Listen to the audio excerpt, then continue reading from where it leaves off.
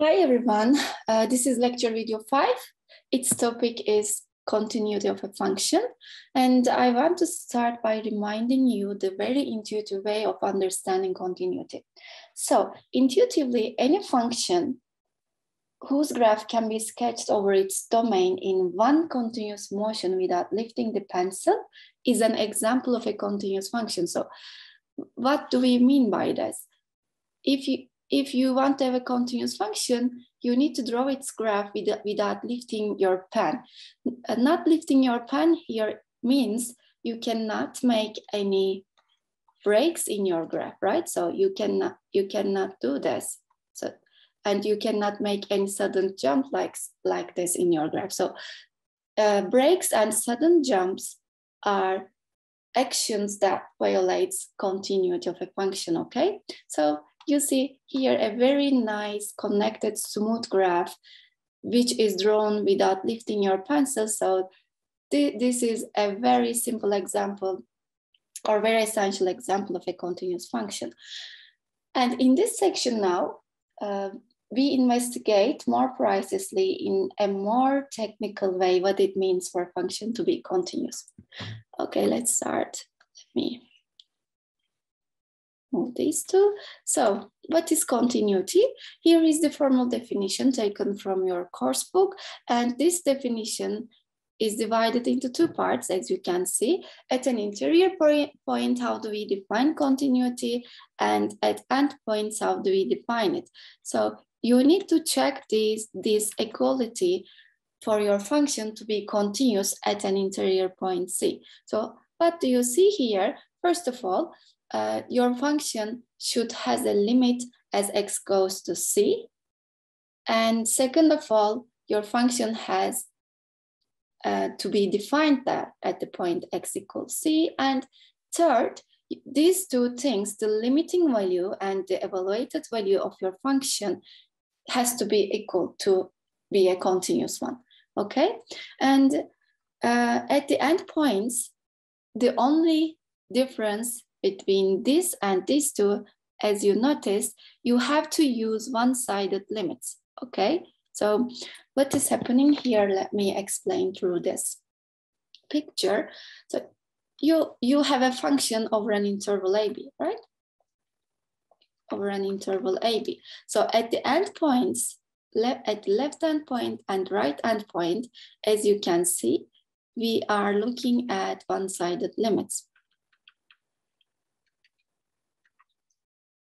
So at the left endpoint, so your function is defined over this interval. So you need to approach A, the left endpoint, from which direction? From right, and you need to approach the other endpoint, B, this is the right endpoint, you need to look at as x goes to B from left. So these two one-sided limits has to be if these two one-sided limits is the same as the evaluated value of your function at the corresponding points, then you can call your function continuous at the left endpoint or continuous at the right endpoint.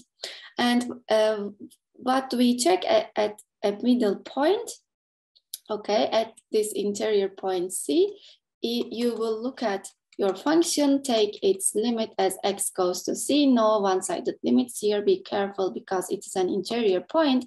And after computing this limit, you will check that whether it is the same as the value of your function or not. If this holds, then you can call your function as a continuous function at the given point, okay, at x equals C. So this is the formal definition. We will do examples on this definition in a minute and you will understand better. So let's look at this part and then we can start solving examples. If a function is not continuous, if it doesn't satisfy this equality consisting of the limit value and evaluated value of it, this equality doesn't hold, which means if your function is not continuous at some given point C, you call your function function as discontinuous at C, okay? And this point is called as the point of discontinuity of your function, okay? If your function is continuous from right, which we have defined here, continuous from right, continuous from left, they are obviously related to endpoints. So as you can see here, if this happens, or if this happens, these are the one-sided limits that we discuss here, then at the left endpoint, if the continuity definition, which means this equality holds, then you call your function as the continuous from left. At this point, you call your function, at this point, it is called continuous from right. Here it is called continuous from left. Because of the obvious reasons, you use these directions. This is from this is from right, and this is from left direction. Okay, so let me give you our first example through which we will understand these definitions better. Okay, so let me draw a graph of a function for you. So let's say it looks like this. Let's put an undotted point here and dotted point here. Let's make it like that. Let's say this is 0.1 and this is 0.2. This is 0.3 and the evaluated values on the graph. This is y equals f of x graph. Let's say this is the 0.256, okay? Let's investigate the continuities at the endpoints and at this middle point. Okay, at left endpoint,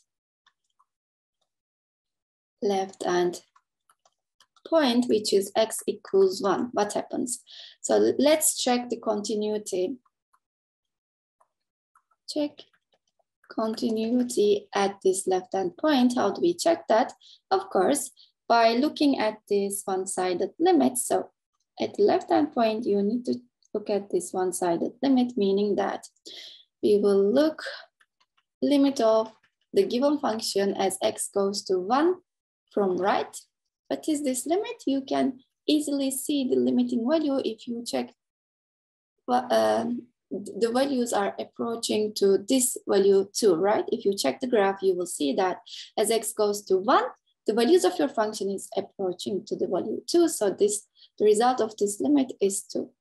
But you see, this is not the same as f of 2, which is undefined. First of all, to be continuous, your function has to be defined there, which is not the case here. That's why the conclusion here is f of x is not right continuous at this left-hand point too. Okay, let's check at right-hand point, which is x equals 3, what happens? This time you will look at the one-sided limit from the left direction. You see, x goes to 3 from left. Okay, what happens then? This time, the values of your function, okay, we are looking from the left direction. Look at the values, they are approaching to 6.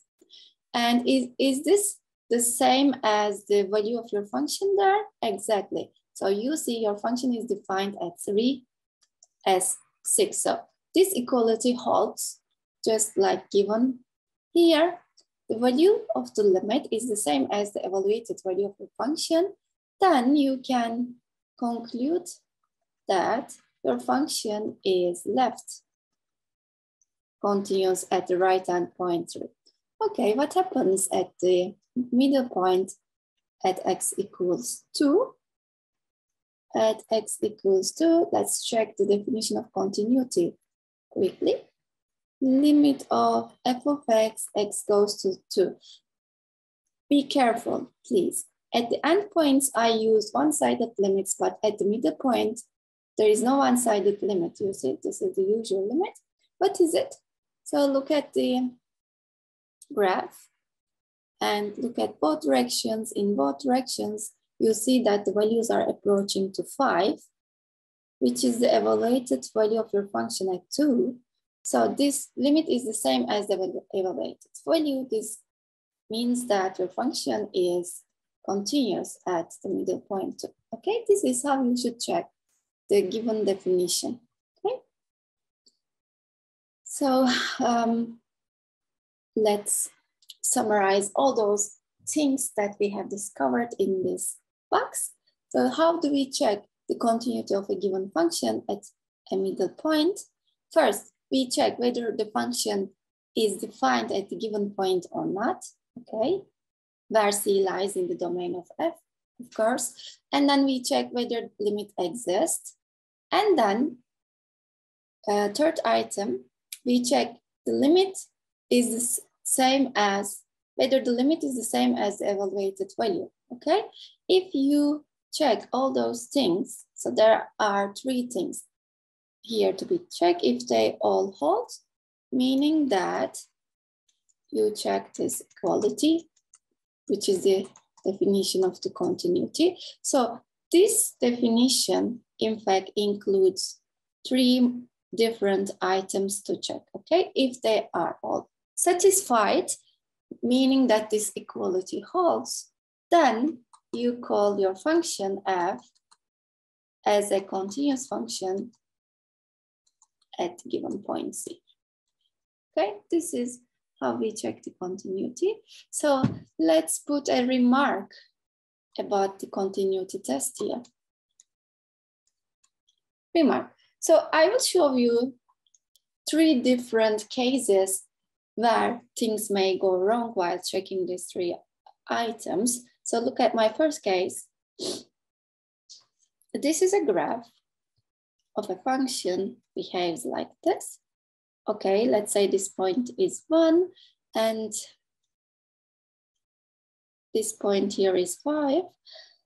Okay, here, let's try to apply this continuity test box. First of all, what do? We check whether f of 1 is defined. What is the value of f of 1? You see, this is an empty point here. That's why it is undefined. So the first item doesn't hold. That's why you can directly conclude here that your function is not continuous. But let me also show you what happens with the limit. X goes to 1. What is this limit? Okay, you can go from both directions, look at the values to which point they are approaching. This limit exists as 5, but since f1 is not defined there, your function is not continuous. Not continuous at x equals 1. So here the first item is not satisfied, while the second item is satisfied, okay? So what we understand from here, to be continuous at a point, a function has to be defined there. Even if limit exists, your function may not be continuous there. Okay, let's improve the situation a bit. Okay, let's define the value of our function at 1. You see, it was not defined here, but now I defined it at some value like, okay. So let's say this is 0.2, like this. This time, okay, let's start checking again. First item, f of 1 is what? It is, you see, it is defined as 2. Second item, what is the limit of your function as x goes to 1? Easily seen from the graph. So look at both sides, the values are approaching to 5. You see, up to now, everything is okay. So first item, function is defined, limit exists as 5. Now let's check whether they are the same or not. So third item is checking whether the limit value is the same as the evaluated value. So this time, third item doesn't hold. Limit exists as 5. The function is evaluated there. The function is defined there. The value is 2. But you see, since these two values, limit and the definition of the function, are not the same, still you have to conclude like f of x is not continuous at x equals 1. Okay, let's look at another case where things may go wrong again. Okay, let's do it like this. Okay, this is 1. Let's define our function at 1 as not a different point, but as 5, okay? But let's look at here and see what happens. You see, I invented a break in my graph. I put a sudden jump here. So then what happens? Here, first item, f1 is defined as 5. This is the point 1. It is defined as 5. What about the limit? Limit of f1 as x goes to 1. Does this limit exist? If you look at the one-sided limits, you will see that limit does not exist because the limit as x goes to 1 from right, okay, let's say that this point is 2, while the limit of your function as x goes to 1 from left. This time we are looking from left direction. You see the value of the limit of the function f of x as x approaches 1 from left is 5. One-sided limits are not the same, telling us that limit in fact doesn't exist. F of x as x goes to 1 does not exist. This time this second condition doesn't hold, meaning that the conclusion here is f of x cannot be continuous at 1 for this function because limit does not exist. Left-hand side, right-hand side limits are different. This means that there is a jump, okay? There is a jump in your graph. There is a break, or you can call it as a jump.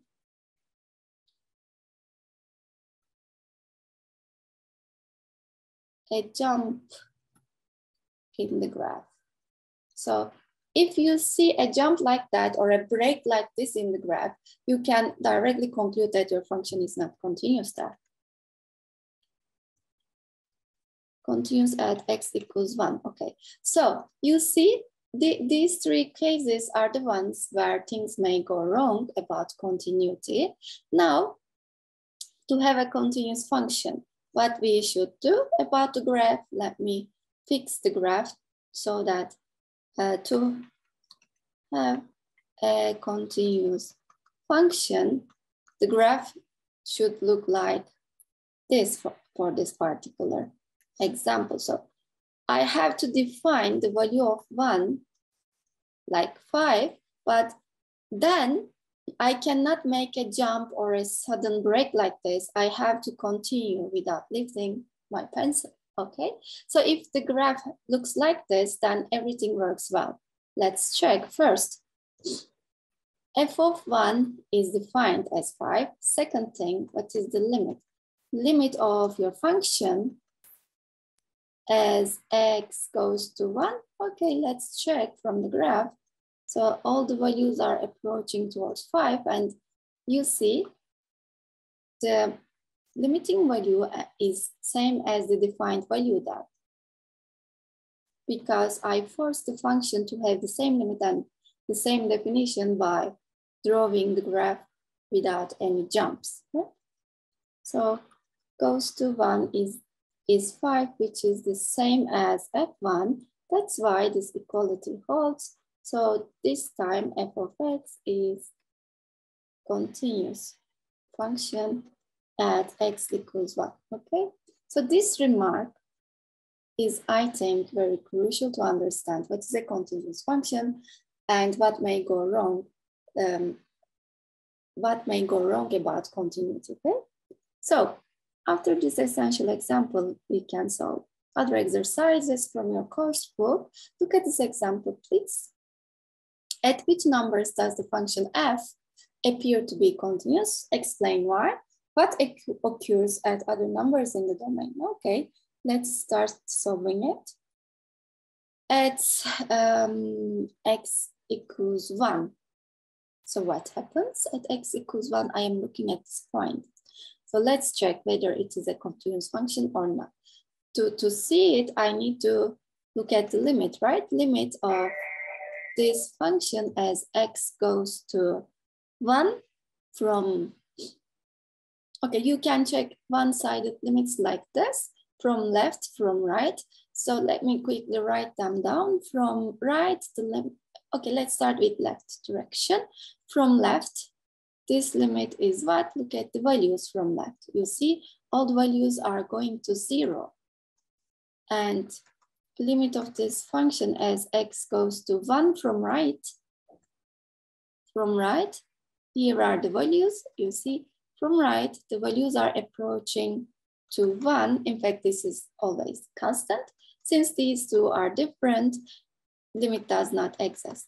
F of x as x goes to 1 does not exist, meaning that f of x is not continuous at x equals 1. So first of all, limit should exist.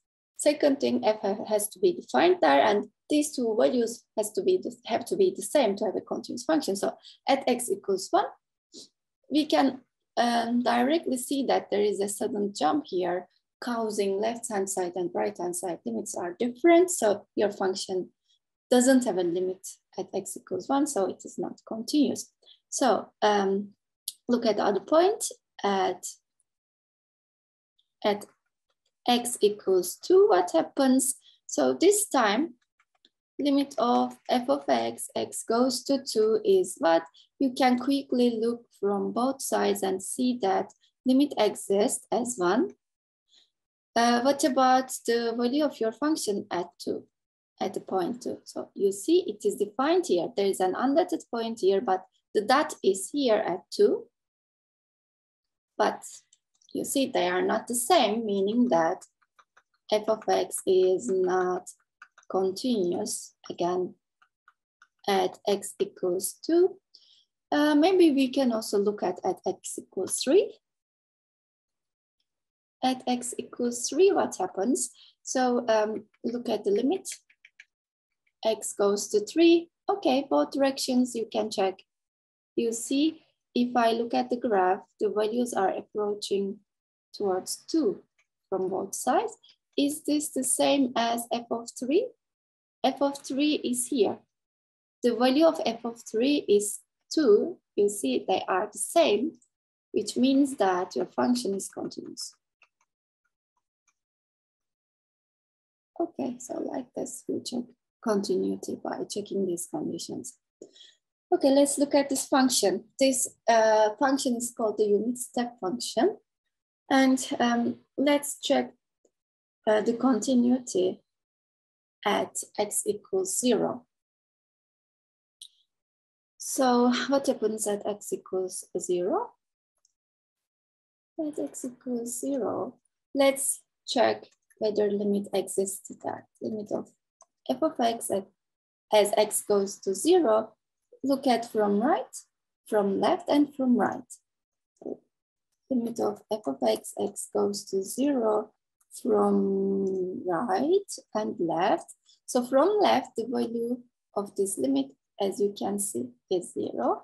From right, this time I am looking from right direction, this value is 1. Okay, from the right-hand limit is the same as the defined value of the function, right? This is f of 0, meaning that, be careful, this is a one-sided limit. At this point, your function is right continuous, okay? This function, by the way, it is u of x, but I put f of x, doesn't matter, right? F of x is right continuous at x equals 0.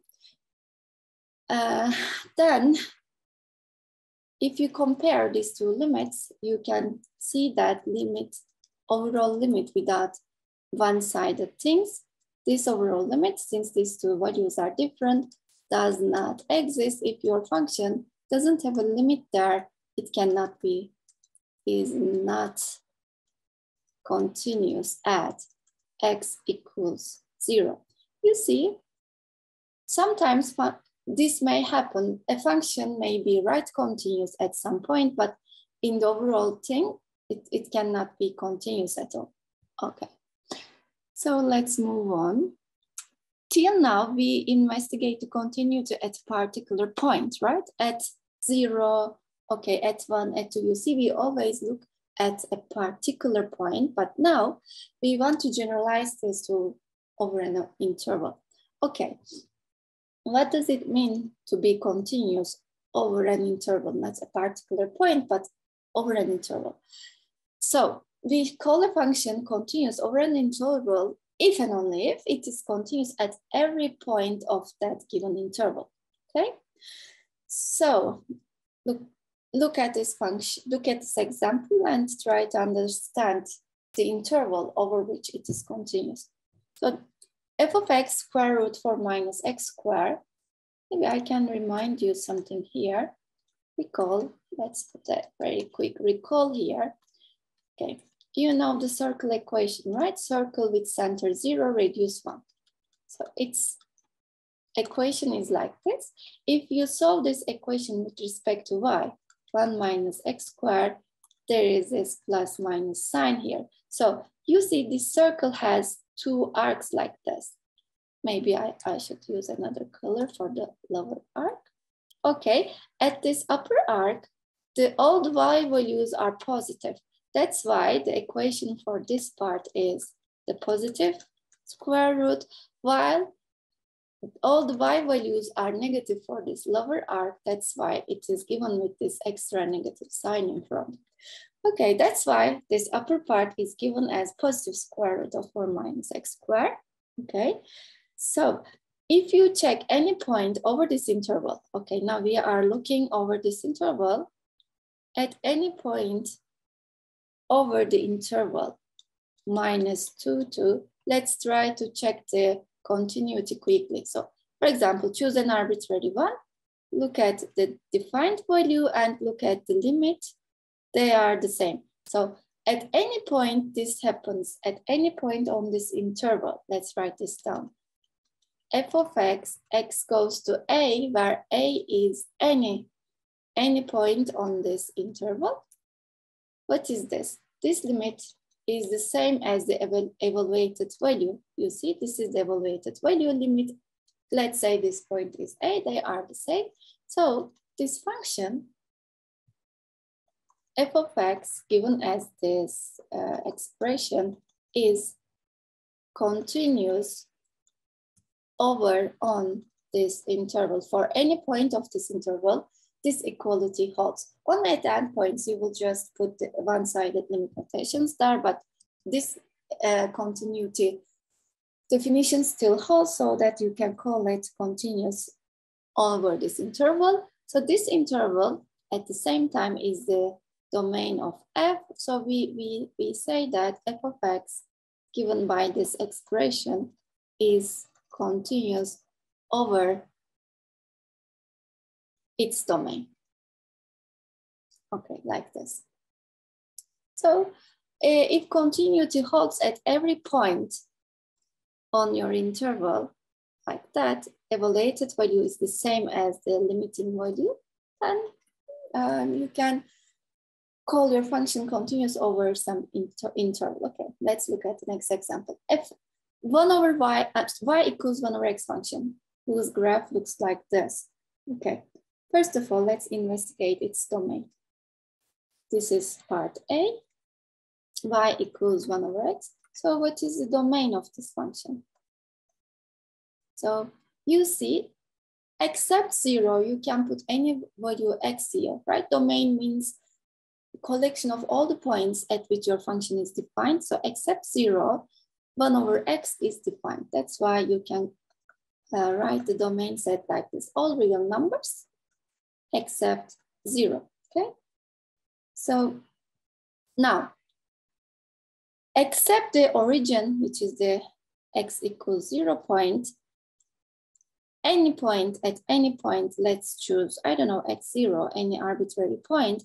If you look at the defined value of your function on the graph, it is here. And if you look at the limiting value, you will see that the definition will hold. What I mean is, here you see that limit of f of x as x goes to any arbitrary point x0 will be the same as f of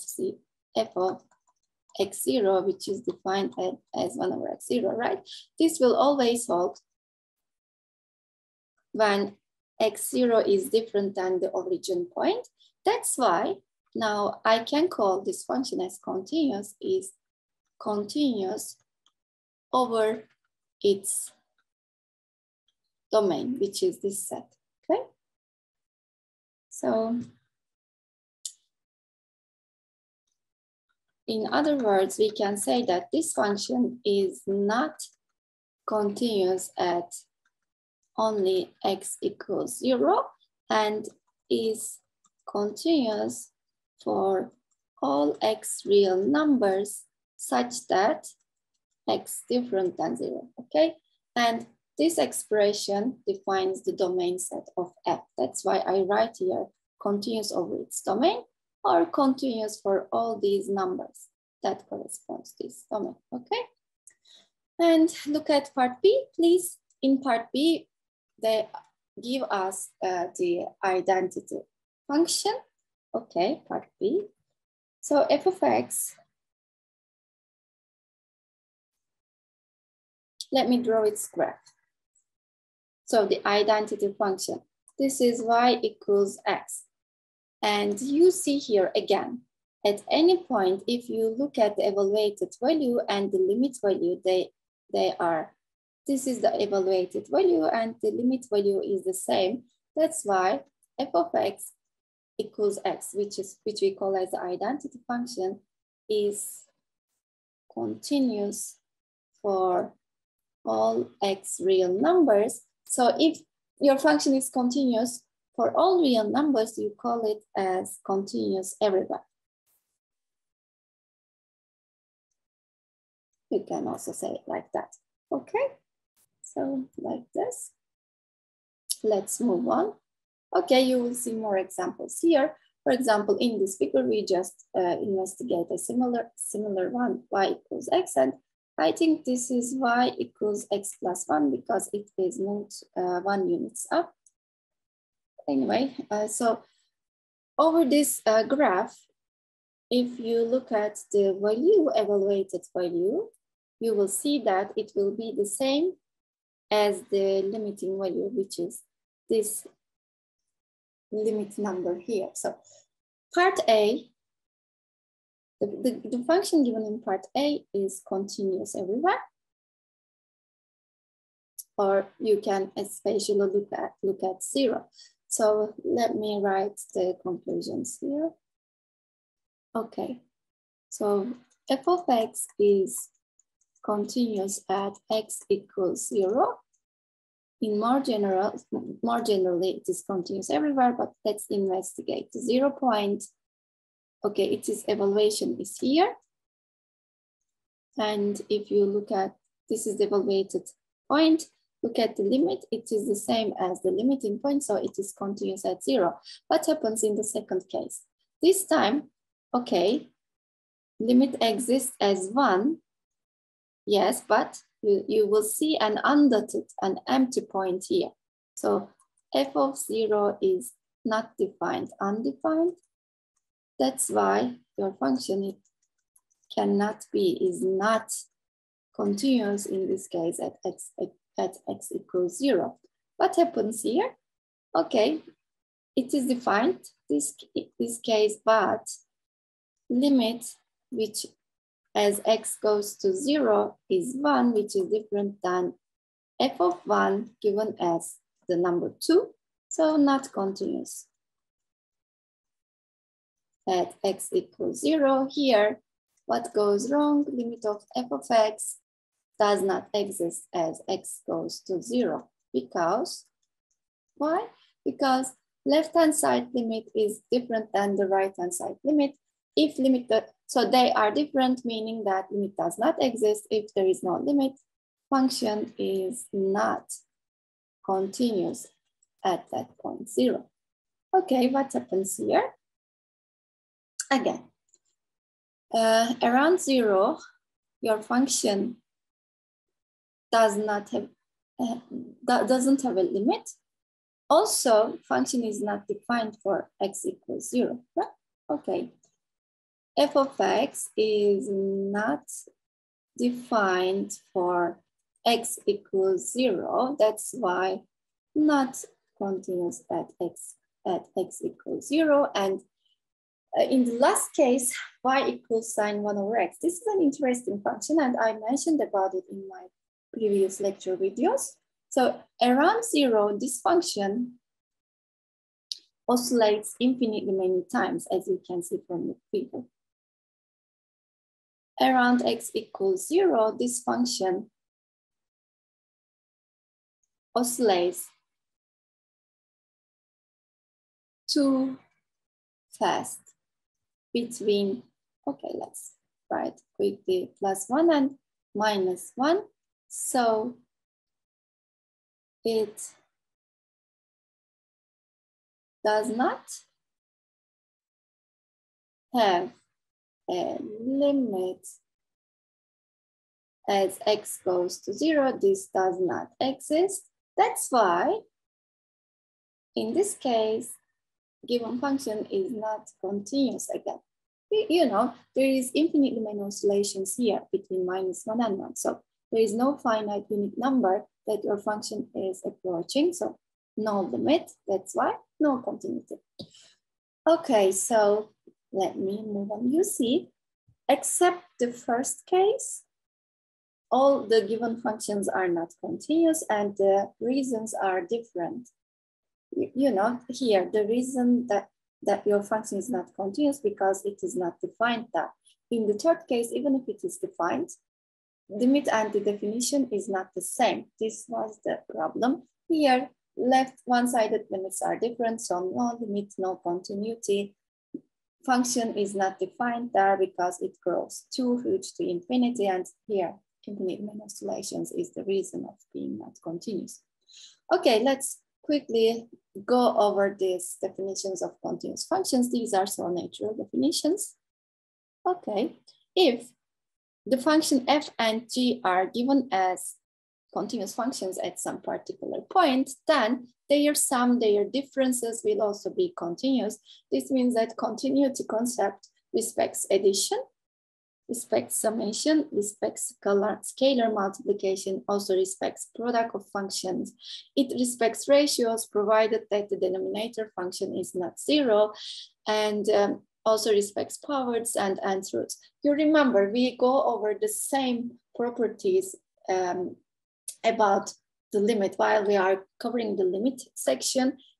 There was the same properties such that limit respects also summation, subtraction, and so on. Okay, these are so natural properties. And okay, let me give a very, very simple example about this one. For example, let's choose f of x as x and g of x as x squared plus 1. Okay, then you know that this function is continuous everywhere function because you can write any real value x for any real number for x in this function. This is also continuous everywhere. Then now we want to investigate the continuity of the sum function, okay? What is this function then? X plus x squared plus 1. This is f, this is g. You see, there is no problem about continuity at any value of x. The evaluated value will always be the same as the limit because you will just evaluate the limit by putting that corresponding value for x. So this is also continuous everywhere function. Okay. So just like this, you can try to understand the other properties by choosing very simple examples. Okay, let's look at the composition of functions now, and then I will stop. So composition of functions, there is a very nice diagram here, as you can see. Okay, what are the assumptions here? F is continuous at some point C. Okay, you see, this is the domain F. Let me decorate things for you here. Okay, so let's say this part is the domain set of F. F takes this value C and it maps this C to its image, f of C, in the range set, okay? This is domain, and this is range F. Okay, f of C is a point now, is a mapped point on the range set of F.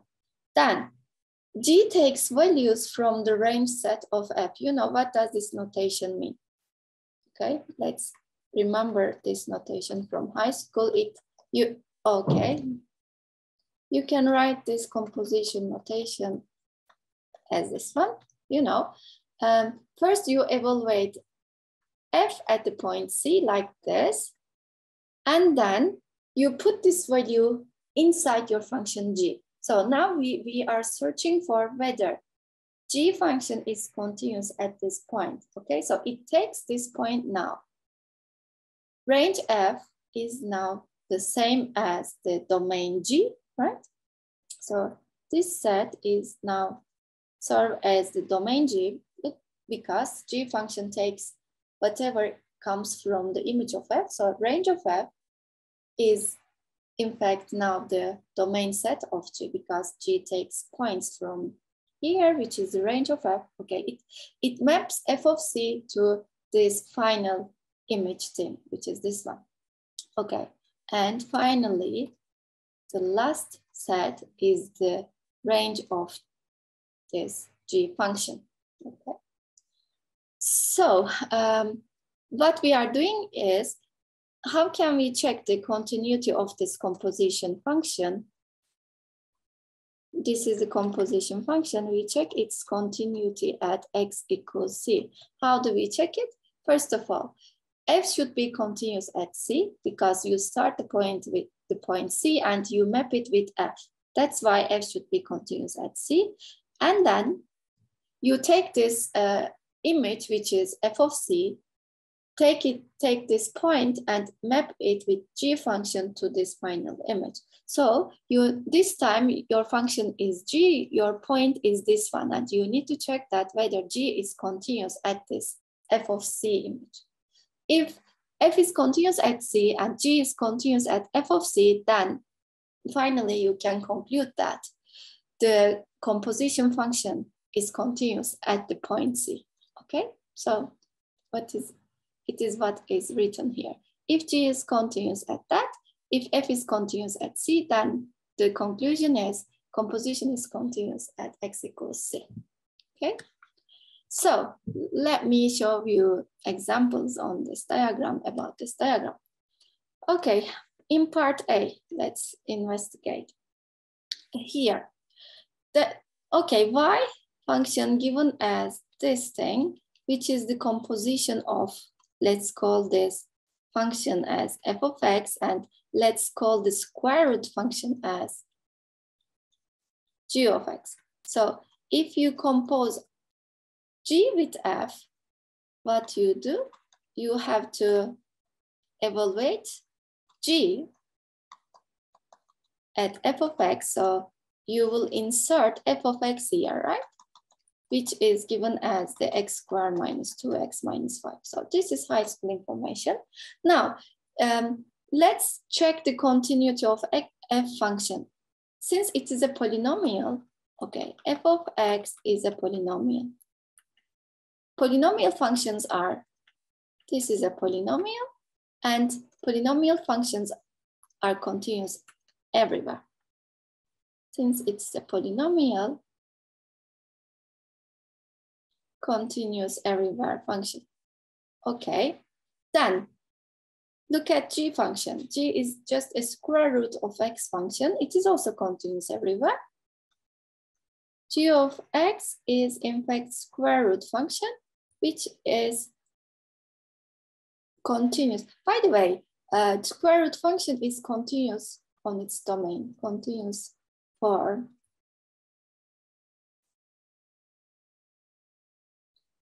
okay, if you put x here, you should say x. So you cannot put negative values in square root functions, right? That's why for x greater than or equal to 0, you can say. Then what you will say about the composition? The composition function then will be continuous on this on its domain line. Okay, so now combine these two information. This function is continuous, okay, for the points where this value is greater than or equal to 0, okay? And you can do the similar discussion for the absolute sign, for example. Let's look at part C. Here, inside the absolute sign, you see a function outside, and the outer function is the absolute sign here. Let me say, let's check the insider function first. This function, which is a quotient, is continuous for x different than, you see, you cannot put 0 to the denominator, plus minus square root 2. This is the domain for the for this ratio function. It is continuous for x different than plus minus square root. Then the composition of this quotient with the continuous absolute value function will be continuous for all those values. Okay, then if you put this thing, x squared minus 2 inside absolute sign, it will also be continuous for x different than plus minus square root 2, because you can put any finite value inside the absolute sign. Okay, you will do continue to check step by step for the composition functions like this. Okay, what about part D, for example? The denominator is a square power plus 2. So this can never be 0. That's why no problem about the denominator. Nominator, x is always continuous, sine x is always continuous. So this ratio is continuous everywhere. Continuous everywhere. And overall function, so overall function, absolute sign, there is no problem about absolute sign, it is a continuous everywhere function too. So overall, it's continuous everywhere function. Okay, so let me move on. Limits of continuous functions. What you see here is if this composition, if you have a composite function and if you know that it is continuous, the outer function is continuous at the limiting value, you can, okay, so you can take this limit operator inside. You see, you can write it inside the function. So when you can do this, if g is continuous at this limiting value. I mean, if g is continuous at the image of f of x, just like we did here, right? We investigate composition functions here. If g is continuous at the image of f, then, at the image of f, when x goes to c, let's say this value is b as x goes to c, then you can just take the limit operation inside. The example of this fact is here. I mean, basically, what does it mean? If all the functions here are continuous functions, for example, x is the identity function, it is continuous everywhere. And then you look at this sine function. Sine function is also a continuous everywhere function. And then if you sum sine function with 2x, you will find another continuous function inside cosine. Cosine is also a continuous everywhere function. So all the functions listed here is continuous everywhere functions. That's why you can just take inside limit operation. You can just distribute it to insider part like this, okay? So limit goes inside and then you compute limits for these two divided parts, okay? Like that. So arcsine function is also continuous over its domain. That's why to able to take the limit of this arcsine function, you just move limit inside parentheses and then you keep continuing the limit. After doing the simplification here, you know, 1 minus x, 1 plus x, 1 minus x is the denominator. And you simplify these two, you're left with this and then you can just insert x equals 1 here so that arcsine value of 1/2, meaning that tell me an angle whose sine value is 1/2, so it is 30 degrees, right? So if you have continuous functions over their domains around this point, then you can just move limit to the parts of that expression. So around 0, this square root function is continuous at x equals 0. Also for this one, this function is continuous at x equals 0, which is the limiting point there. So there is no harm to distribute this limit to these two products and compute the limits separately. You can do this always, as long as you know that the parts of this product are continuous on this limiting part. Okay, so I stop here for this video. See you in the next video.